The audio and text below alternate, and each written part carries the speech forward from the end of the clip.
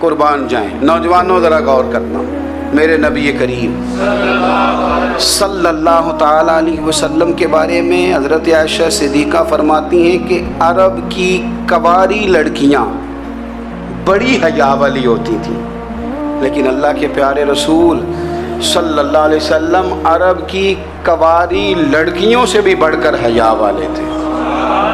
یہ ہمارے بچے مذاق میں ہمیں کئی دفعہ کہتے ہیں شادی کرا دو، شوگل میں کہہ دیتے، ابا کو کہہ دیتے ہیں، ابا کو نہیں منہ پہ آگے کہہ دیتے ہیں، کہتے ہیں یہ بڑا بھائی مصیبت بن گیا، یہ ہٹے گا تمہاری باری آئے گی۔ آپ کچھ ایسی باتیں کر رہے ہیں، کچھ ایسے انداز آپ اختیار کر رہے ہیں جو وزادار لوگ کرتے نہیں۔ شرم و حیا سے وہ چیزیں ڈھل جاتی ہیں، جو باتیں ہمارے بچوں کی زبانوں پر بے باکی کے ساتھ آنے لگی ہیں۔ یہ جو ہمارے لڑکے بن سنور کے نکلتے ہیں، یہ جو میک اپ کا خرچہ لڑکیوں کے برابر لڑکوں کا ہوتا جا رہا ہے، یہ جو لڑکے بھی رات کو چہرے پر کریم لگا کر کے سوتے ہیں، یہ بتا سکتے ہیں کہ مقاصد کیا ہے؟ بتا سکتے ہیں؟ یعنی بچے بھی بغیر شیمپو کے بال نہیں دھوتے، مثلا کیا کرنا ہے آپ نے اس کا؟ بڑی بڑی قیمتی چیزیں جو ہیں وہ آپ نے رکھی ہوئی ہیں، مقصد کیا ہے؟ یہ جو ہمارے بچے بن سنور کے نکل رہے ہیں تو کیا دعوت دے رہے ہیں سوسائٹی کو؟ شارٹ نکڑے پہن کے جو نکلے ہوئے ہیں، اوریاں لباس پہن کے نکلے ہوئے ہیں۔ اقبال نے کہا تھا دیار مشرق حوث میں غلطاں، شباب اوریاں شراب عیسیاں، جسے بھی دیکھو غری کے عیسیاں۔ ہم ایسی تہذیب کیا کریں گے؟ شباب اوریاں، تم نے اپنی جوانی ننگی کر ڈالی ہے ساری معاذ اللہ۔ کن مقاصد کے لیے؟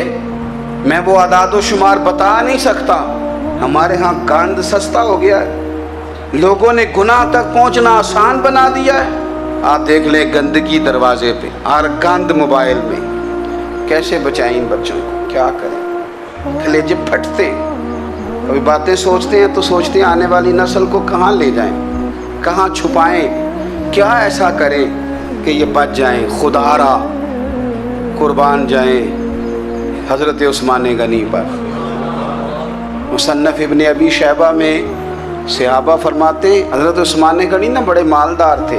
مال آتا ہے تو لوگ عیاش نہیں ہو جاتے، مال آتا ہے تو لوگوں کی خواہشات بہت بڑھ نہیں جاتی۔ بڑے مالدار تھے، مالدار بھی تھے اور سونے بھی بڑے تھے۔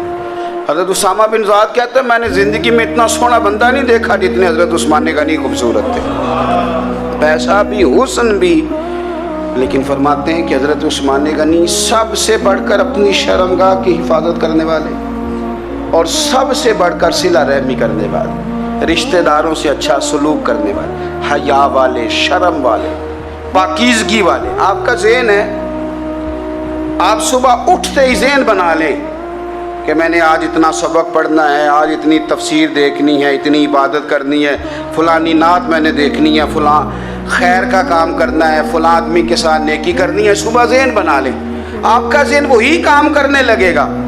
لیکن اگر صبح اٹھتے ہی ذہن میں گندگی ہے، رات کو سوتے ہی معاذ اللہ ذہن میں وسوسے ہیں، تو پھر سارا دن وہی چکی چلے گی، وہی انداز رہے گا۔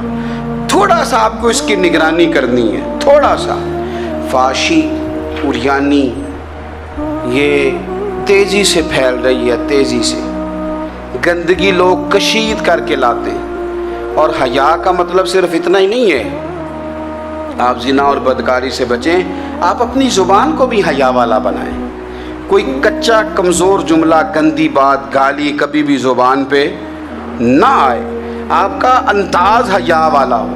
بے باک ہو جانا، بے باک بولنا، میں باریکی سے اس بات کو سمجھتا ہوں اور میں آپ کو بہت ساری بزرگوں کے ارشادات کا نچوڑ عرض کرنے لگا ہوں۔ آپ اپنا ذہن صاف کر لیں، آپ کے بہت سارے کام ویسے ہی صحیح ہو جائیں گے، چونکہ ہمارے دین کے اندر زیادہ اجر نیتوں اور ارادوں پہ ملتا ہے۔ آپ کے جو اندر کی پاکیزگی ہے وہ بہت سارا فضل لاتی ہے اللہ کا، اور اگر دل ہی ناپاک ہو، ذہن ہی ناپاک ہو، تو وہ خیر کی چیزیں کس طرح کر کے داخل ہوں گی؟ نوجوان میری بات پر توجہ کریں۔ فرمایا وہ لوگ جو اپنی شرمگاہ کی والذین ہم لفروجہم حافظون، وہ لوگ جو اپنی شرمگاہ کی حفاظت کرتے ہیں۔ حضور غوث پاک رضی اللہ تعالیٰ عنہ فرمایا کرتے تھے، دو چیزیں انسان اپنی سنبھال لینا، ایک پیٹ اور ایک شرمگاہ، تو فرماتے تھے ولایت اس کے بڑی قریب آ جاتی۔ ہم نہ ان لذات میں الجھ جاتے ہیں۔ سیانے سیانے بندے، روٹی کمر سیدھی کرنے کے لیے کھانی چاہیے، زبان کے ذائقے کے لیے نہیں کھانی چاہیے۔ یہ زبان کا ذائقہ لگ جائے یہ کہیں کا نہیں چھوڑتا انسان۔ اپنی شرمگاہ کی جو لوگ حفاظت کر لیتے ہیں، کوئی بڑے سے بڑا گناہ کرنے سے بھی بندہ کافر نہیں ہوتا، بندہ کفر کرنے سے کافر ہوتا ہے۔ گناہ بڑے سے بڑا کرنے والا بھی گناہ گار ہے، کافر نہیں۔ لیکن بعض گناہ ایسے ہیں جو جس وقت بندہ کر رہا ہوتا ہے اس وقت وہ مومن نہیں ہوتا۔ میرے نبی کریم صلی اللہ تعالیٰ علیہ وسلم نے فرمایا، جب کوئی شرابی شراب پیتا ہے اس وقت مومن نہیں ہوتا۔ جب کوئی چور چوری کرتا ہے تو اس وقت مومن نہیں ہوتا، اور جب کوئی زانی زنا کرتا ہے تو تب وہ مومن نہیں ہوتا۔ اتنی دیر کے لیے اس کے دل سے ایمان نکال لیا جاتا ہے۔ کفل کا ایک واقعہ ترمذی میں ملتا ہے۔ ایک شخص کفل نام کا تھا بنی اسرائیل میں، ایک عورت مجبور تھی، اس کے بچے بھوکے تھے، تو کفل نے اسے مائل کر لیا کہ تو میرے ساتھ گناہ کرے گی تو پھر میں تیرے بچوں کی روٹی تجھے دوں گا۔ تو وہ عورت پہلے تو بیچاری نہ مانی، لیکن بچوں کی بھوک دیکھ کے مجبور ہو گئی۔ جب کفل کے قریب گئی نا وہ عورت، اس نے دروازے سارے بند کر لیے۔ ترمذی شریف میں اس کا واقعہ موجود ہے۔ چاروں جانب سے بند ہو گیا سارا کچھ، لیکن جب وہ کفل کہتا ہے میں اس بی بی کے پاس جانے لگا تو عورت کا وجود کانپتا تھا۔ جس بندے کو گناہ کی طرف جاتے اس کی طبیعت میں ہیجان پیدا ہو تو معنی یہ ہے کہ ابھی ذہن پورا غلیظ نہیں ہوا، ابھی طبیعت پوری گندی نہیں ہوئی، ابھی ایمان کی بہت ساری قسمیں موجود ہیں، عورت کا وجود کانپتا ہے۔ تو کفل کہتے ہیں کہ میں نے اسے کہا کہ سارے دروازے بند ہیں، ڈرتی کیوں ہے؟ تو کہنے لگی ڈرتی اس لیے ہوں کہ سارے دروازے بند نہیں ہوتے، ایک دروازہ کھلا ہے اور وہ دروازہ رب قدیر کا دروازہ ہے، اسے کیسے بند کیا جا سکتا؟ تو کہتے ہیں جب اس نے یہ لفظ کہے تو مجھ پر بھی بات کا اثر ہوا، مجھ پر۔ تو میں نے کہا کہ اگر تو عورت ہو کے رب سے اتنا ڈرتی ہے تو مجھے تو اس نے مرد بنایا ہے، تو مرد تو ہوتا ہی وہ ہے جو اپنے آپ پر کنٹرول کر سکے۔ تو اب نہ معاملہ آگے جائے گا، اب یہاں بات رکے گی نہیں، جا میں تجھے آزاد کرتا ہوں۔ عورت گئی، اس نے توبہ کی کفل نے، اور رات رو کے کہنے لگا مالک آج میں نے توبہ کی ہے تو میرے اوپر مہربانی کرنا، میری توبہ ٹوٹنے نہ پائے۔ رات اس نے توبہ کی، رات ہی انتقال ہو گیا۔ لوگوں کو پتا تھا بڑا بے حیا ہے، بد کردار ہے، گناہ گار ہے، شاید لوگ اس کا چہرہ دیکھنے بھی نہ جاتے، پر مالک کریم ہے نا۔ حضور فرماتے ہیں سویرے اس کے دروازے پہ لکھ دیا اللہ نے، لوگوں رب نے کفل کے سارے گناہ معاف کر دیے ہیں، اس کے دروازے پہ لکھ دیا گیا۔ جب آپ اپنی حفاظت کرنا چاہتے ہیں تو اللہ پھر اسباب بھی پیدا کر دیتا ہے۔ اپنی شرمگاہ کی، اپنی نظر کی آپ خوب حفاظت کریں۔ اور میں آپ کو ایک بات عرض کروں، ایک بندے کے باحیا ہو جانے سے نا، ایک بندے کے ٹھیک ہو جانے سے اس کے دائیں بائیں بے شمار لوگ ٹھیک ہو جاتے ہیں۔ نہ چاہتے ہوئے بھی آپ کی نیکی کا اثر آپ کے دوستوں پہ پڑتا ہے، نہ چاہتے ہوئے۔ اور ایک بندے کے بگڑ جانے سے اس کے دائیں بائیں بہت سارے لوگ بگڑ جاتے ہیں، بہت سارے لوگ بگڑ جاتے ہیں۔ آپ اگر اپنے لب و لہجے پر یہ پابندی لگا سکیں اور اپنے آپ کو اگر آپ سنبھال سکیں تو پھر یاد رکھیے گا بڑی ساری چیزیں بہتر ہو جائیں گی۔ اپنی شرمگاہ کی حفاظت کرنے والے الا علی ازواجہم، مگر یہ کہ اپنی بیویوں پر، او ما ملکت ایمانہم، یا اپنی شرعی باندیوں پر۔ اس زمانے میں جو لونڈی خریدی جاتی تھی اس سے بھی وطی کرنا جائز تھا، اگرچہ اب لونڈیاں موجود نہیں ہیں تو یہ فعل بھی موجود نہیں، سوائے اپنی بیویوں پر یا شرعی باندیوں پر۔ فإنہم غیر ملومین، فرمایا جو یہ کام کرے اس پر کوئی ملامت نہیں ہے، اپنی بیوی کے پاس شرعی طریقے سے جائے یا باندی کے پاس جائے۔ فمن ابتغى وراء ذلك، اور جو آدمی اس کے بعد اس حد سے بڑھے، اس کے سوا کچھ اور کرے جو بندہ، فرمایا فاولئک هم العادون، یہ لوگ حد سے بڑھنے والے ہیں۔ جو لونڈیوں اور باندیوں کے علاوہ، اپنی بیویوں کے علاوہ کسی اور جگہ گندگی کریں، یہ حد سے بڑھنے والے، حدوں کو کراس کرنے والے لوگ ہیں۔ پھر ارشاد فرمایا والذین هم لاماناتہم وعہدہم راعون، اور وہ جو اپنی امانتوں اور اپنے وعدوں کی رعایت کرتے ہیں، امانتیں ادا کرتے ہیں، وعدے پورے کرتے ہیں، اور وہ لوگ جو اپنی نمازوں کی حفاظت کرنے والے ہیں، جن میں یہ خوبیاں آ گئیں۔ میرا رب فرماتا ہے نماز میں خشوع وضو حاصل ہو گیا، فضولیات سے بچ گئے، زکوٰۃ ادا کرنے والے بن گئے، شرمگاہ کی حفاظت کرنے والے بن گئے، امانتیں عہد پورے کرنے والے بن گئے، اپنی نمازوں کے محافظ ہو گئے۔ اللہ اکبر، قربان جائیں۔ مالک فرماتے ہیں اولئک ھم الوارثون، یہی لوگ تو وارث ہیں۔ یا اللہ کس چیز کے؟ فرمایا الذین یرثون الفردوس، یہ لوگ جنت کے وارث ہیں، یہ جنت کے وارث ہیں یہ لوگ۔ ہم فیہا خالدون، اور فردوس سے، جنت سے نکالے نہیں جائیں گے، ہمیشہ ہی جنت میں رہیں گے۔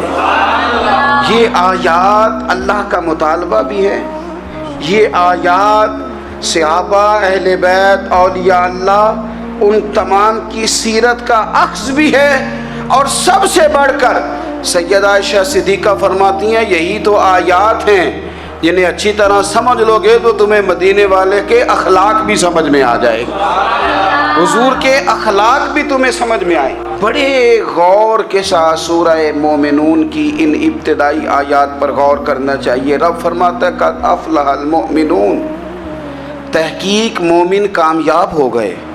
کون سے مومن؟ الذین ہم فی صلاتہم خاشعون، وہ جو اپنی نمازوں میں گڑ گڑانے والے ہیں، خشوع کے ساتھ، عاجزی کے ساتھ، انکساری کے ساتھ، ذوق کے ساتھ نماز پڑھنے والے ہیں۔ دیکھیں قرآن نے یہ نہیں کہا شروع میں کہ وہ لوگ اپنی نماز پابندی سے پڑھتے ہیں، بلکہ فرمایا وہ نمازوں میں عاجزی کرتے ہیں، وہ نماز میں خشوع کرتے ہیں، خضوع کرتے ہیں۔ نماز ہم بھی پڑھتے ہیں، ڈھیر سارے لوگ ہیں جن کا یہ مطالبہ ہے کہ میرا نماز میں دل ہی نہیں لگتا۔ پہلی بات تو یہ ہے کہ دل نہ بھی لگے تو نماز پھر بھی پڑھنی ہے، اور دوسری بات یہ ہے کہ دل لگانے کو بھی تو کچھ انسان کے پاس چیزیں ہونی چاہیے نا، کوئی ضروریات ہوتی ہیں۔ سب سے پہلی بات یہ کہ مسئلہ نماز کا نہیں، مسئلہ اہمیت کا ہے۔ آپ نے اللہ تبارک و تعالیٰ کی ذات کی، رب کریم کے جلالت کی جتنی زیادہ اہمیت اپنے دل میں محسوس کر لی، اتنا ہی نماز کی طرف توجہ آپ کی بڑھ جائے گی۔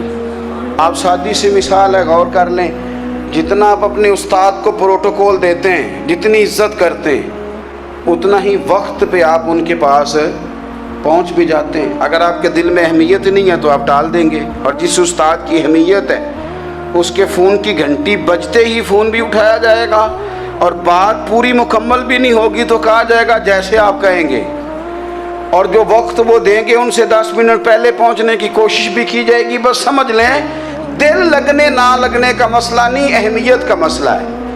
آپ جتنی اپنے مالک کی بارگاہ کی اہمیت سمجھ لیں گے، اتنا ہی وقت پہ مسجد آئیں گے، اتنا ہی شوق سے نماز پڑھیں گے۔ دوسری بات، نماز کے ترجمے پہ غور کریں۔ آپ یقین کریں اگر نماز کا ترجمہ ہمیں آ جائے نا تو ہمیں تو یوں لگے کہ ہم تو اپنے مالک کی بارگاہ میں عرض و معروض کرنے حاضر ہوئے ہیں۔ یہ سورہ فاتحہ ہی دیکھ لیں آپ، حضور فرماتے ہیں، رب فرماتا ہے سورۃ فاتحہ آدھی میری ہے آدھی میرے بندے کی ہے۔ جب اس نے کہا الحمدللہ رب العالمین الرحمن الرحیم مالک یوم الدین ایاک نعبد و ایاک نستعین، جب یہاں تک وہ لفظ کہتا ہے تو یہ حصہ میرا تھا، اس نے اپنے رب کی تعریف کی، اور جب کہا نا اس نے اہدنا الصراط المستقیم، اب بندے نے التجائیں شروع کر دی.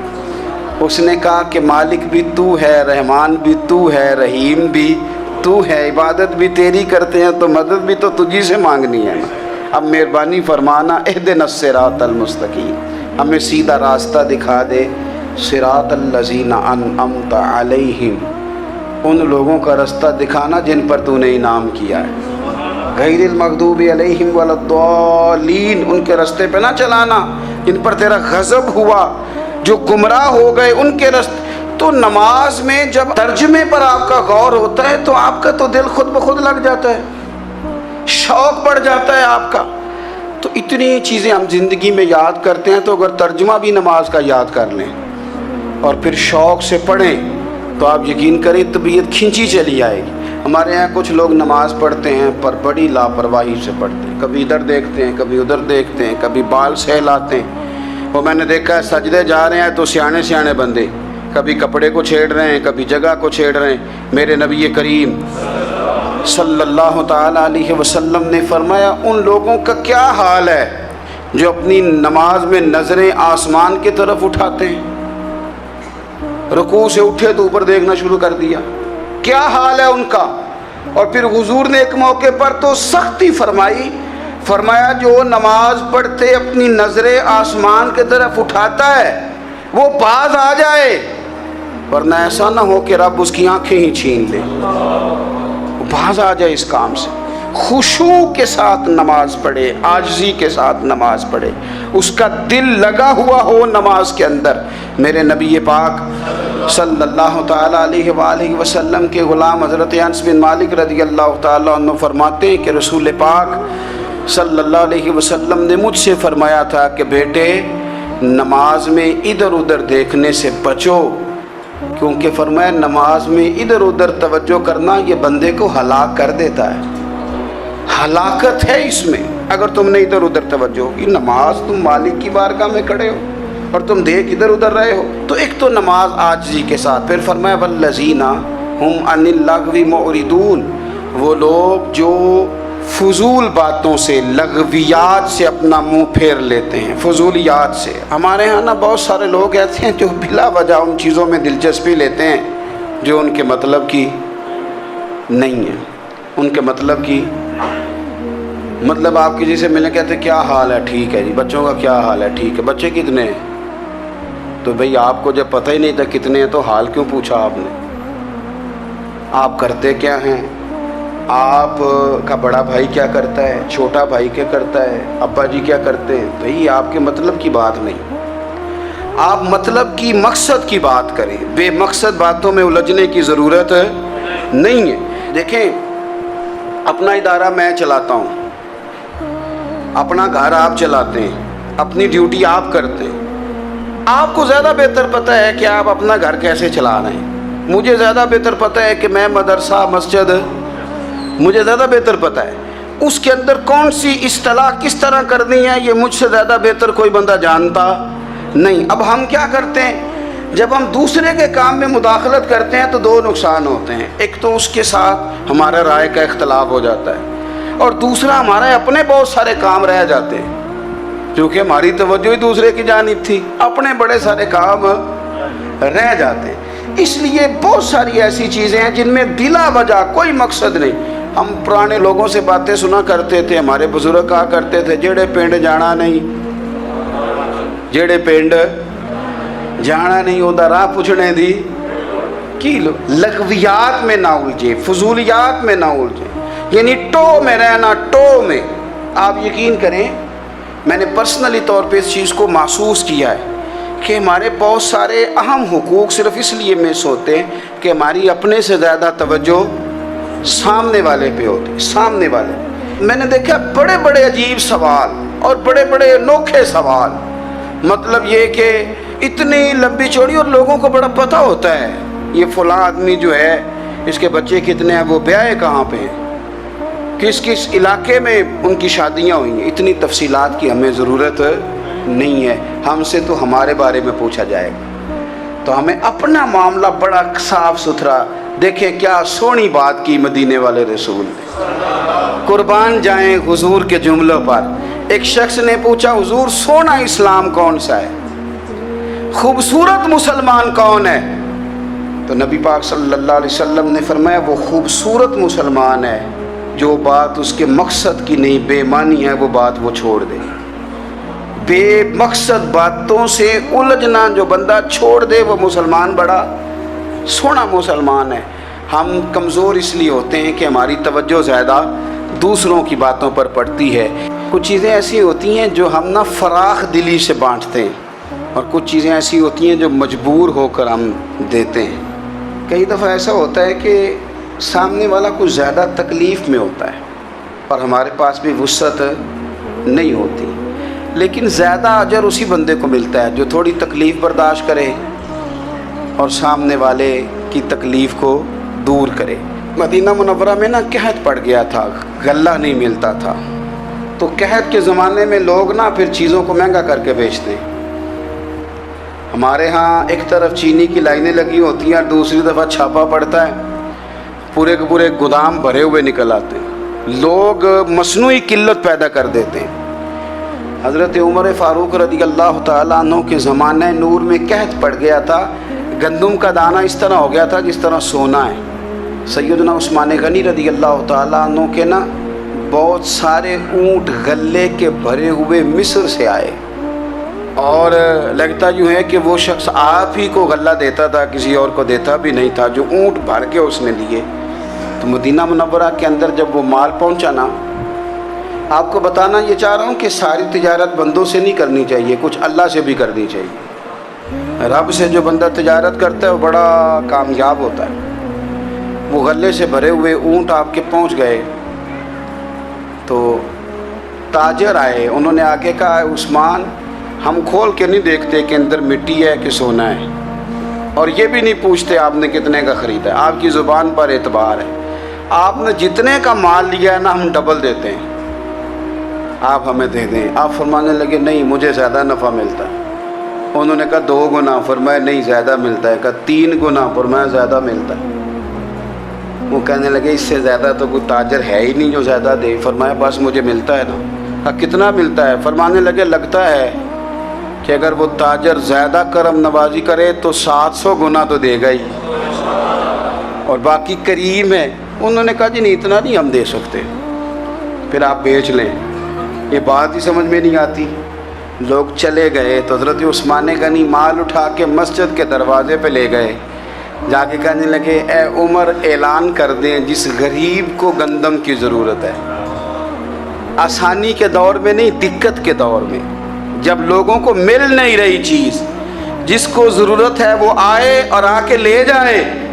جب جناب عثمان غنی کے اس غلے کا اعلان ہوا تو تاجروں کو اب مسئلہ سمجھ میں آیا کہ یہ 700 گنا کو بندہ نہیں دے رہا، یہ رب کریم عطا فرما رہا ہے۔ میرے عزیز کچھ سودے رب کے ساتھ بھی کریں۔ اگر کوئی بڑا ضرورت مند دروازے پہ آ جائے نا تو پھر اپنا نفع نقصان نہیں سوچنا، پھر تو رب کے ساتھ تجارت کرنی ہے۔ ضرورت مند کی ضرورت کا لحاظ کرنا یہ نہ مسلمانوں کے ایک دوسرے کے قریب کرے گا۔ ہم کون ہوتے ہیں کسی کی حاجت پوری کرنے والے، ضرورت پوری کرنے والے؟ کرنے والا تو اللہ ہے۔